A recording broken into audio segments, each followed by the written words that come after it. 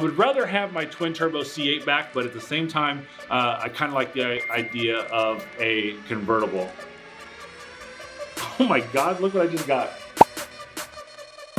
Wow, you guys absolutely blew up the comment section about me buying the C8 back. But here's the problem. I'm not married to you. You're not married to me. This lady behind the camera is someone I need to ask permission from. What are you laughing about? Since when do you ask for permission? That is right. It's easier. Ask for forgiveness. It's always easier to ask for forgiveness than for permission. I don't forgive you. You saw the text. What was your very first response when I showed you that text? You should do it. Without hesitation. I didn't even have my phone back yet, and you're like, do it. So we're gonna attempt to buy back my C8. The C8 that I sold to start this business, and I've told you guys that I haven't regretted it, but I kind of started having some regret before that text came in. You guys know I'm just having fun in life, right? We left my really nice six-figure job, started a car store, and car salesmen hate me all over the country, and I love it. I'm just having fun in life. Well, I freaked out. You guys know that. I freaked out, sold the C8, and I didn't have any regret at all. One of the things you guys don't see is every few months I get with a bunch of like-minded people so that way we can deep dive down into my channel. Mrs. Chevy Dude brought up that I had been starting to miss the C8, and one of the guys was like, why'd you miss the C8? And it was not until late last year that I could answer that question. I'm talking about like August, September time frame. Grant bought his C8, and that's probably right when like, hey, I have that passion, I'm missing it. And the biggest thing that I missed about the C8 is going to car shows, going to Cars and Coffee, and just enjoying the car with others. Like, I would love to let kids get in the car, start it up, rev it up, take people for rides. I literally gave hundreds and hundreds and hundreds of rides, so much that we were getting complaints at 𝘊𝘥𝘳 Chevrolet about how I was driving on the surface streets, and Jeffersontown Police Department sent out a department-wide email about my driving, and they made contact with me, and of course I plead the fifth, not driving bad in any way, shape, or form. They chuckled, we moved on. So that is the stuff that I've really, really missed and really, really enjoyed with the C8. Now that I don't have the C8, I'm not doing anything. I haven't been to a Cars and Coffee, I haven't been to car shows. I'm not doing anything that's just fun with cars that I love to do. All of this conversation was happening December of 2022, and I just absolutely dismissed it immediately. I told everybody, nope, that's not on the table. I'm focused, I'm laser focused on these businesses. In December of 2022, I was getting ready to start the detail business, and so that was so unknown. I had 2 employees that I was hiring, and then we have rent on that building, we have insurance on that building, so I'm super laser focused, and I told them, absolutely not. I'm not doing it. It's off the table. Many months later. So now we're in the beginning of March, and I got that text I showed you guys in the last video, and I'll pop it up on the screen here. You heard Mrs. Chevy Dude earlier in the video. Before she could hand me the phone back, she's like, buy it. And I'm like, oh my gosh.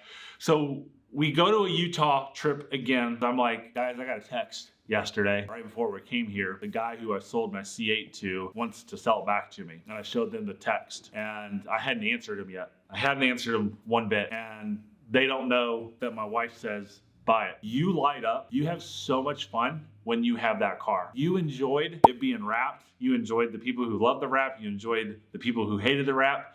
You enjoyed building the twin turbos with complete street. You loved building the exhaust system with Soul Performance. You enjoyed all of that stuff. You had a lot of passion in that. So I'm like, okay. And I text Thomas back and I said, I'm interested. Let's talk. Stop taking all the credit. Credit for what? I do a lot of things. I'm involved in these meetings that we have. You're the one who brought it up, not me. Yeah. You're the one, yeah. So it's all my fault. That is correct. And she is the one who brought it up both times, I think, right? I guess it's good that I've got a wife who sees that I've had some passion with Corvette. I love Corvette. I'm wearing a Corvette coat today, right? I want my Corvette back. Yeah, we do want our Corvette back. The C7, right? Yes, Yeah, you yeah. keep driving it. Yes, I do keep driving I it. want mine back. And the reason we kept the C7 was because you couldn't get a manual transmission anymore, and we wanted a manual transmission. And we're actually looking for a ZR1 manual transmission, and that's off the table now. We're building the C7 with the supercharger. I'm buying this car back. I'm buying this car back. I'm really excited, and we just got to work out and negotiate a deal. 12 seconds later. All right, look what we've got. We've got the cashier's check. We are going right over to UPS. We're overnighting this check to Thomas, and I want to get this car back here as fast as possible from Utah. So as soon as I overnight this, he gets it. I order transportation, and we'll get it right back here. So I cannot wait to see this car after 15 months or so. All right, well, there goes Grant, and I still don't have a C8 here, so he's gonna go home and enjoy his C8. What are those people doing, driving with their minivan door open? Anyways, no C8 yet. Kind of getting impatient now. Oh my God, what are you doing, dude? Oh my God.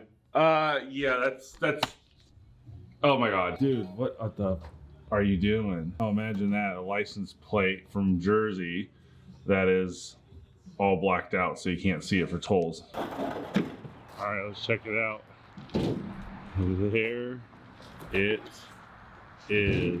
So what I've been waiting for is to hear this bad boy start up. I haven't heard this thing start up in 16 months. Oh my gosh, I can't wait. So the guy's done some mods to it. That one I don't like, which we'll talk about in a later video. He's done some other mods. He's spent about $10,000 on this car. Now it didn't have the pop that I'm used to, so that's kind of interesting. It could be bad battery maintenance, don't know. Those are not the tires that I had on it. What? Car's a little dirty. We're gonna get it detailed. Luckily I own a detail shop. Right, Michelin's on the front.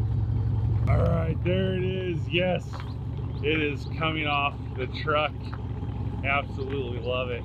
Now I was just, I hear something I'm not real happy with. I'm gonna have to get with Andrew and CSP and send him a video I just took off camera. Yikes, I think I'm a little scared right now. Oh, look who's awake finally. There you go, Frank. What do you think about the new Corvette, buddy? What's that? You don't believe me that it was mine? Okay, let's go down here. We'll go right to the VIN 00012, and the L means 2020. But you know, What? there's one thing that I said I was gonna do when I got this car, because it was the last thing I did before the car left. What could that be? This guy right here. We have the Chevy Dude plaque that goes on the center of the car, and I'm going to put this back in. Here it is, and there, there it is. Yes, Chevy Dude is back in the car. Well, I am excited that the car is back. I'm glad it's mine, but we have, I think, some major issues that I wasn't told about. It's only got 35,000 miles on it. I sold it with 31, so only a few thousand miles have been put on it. With these 𝘊𝘧𝘴𝘥𝘦 tires back here, it may have been a few thousand miles, a quarter mile at a time. So, I don't know. I'll get Rich involved, and I'll call Andrew with CSP, and but I got some major concerns now with this car, and it's actually a big letdown right now at this point. But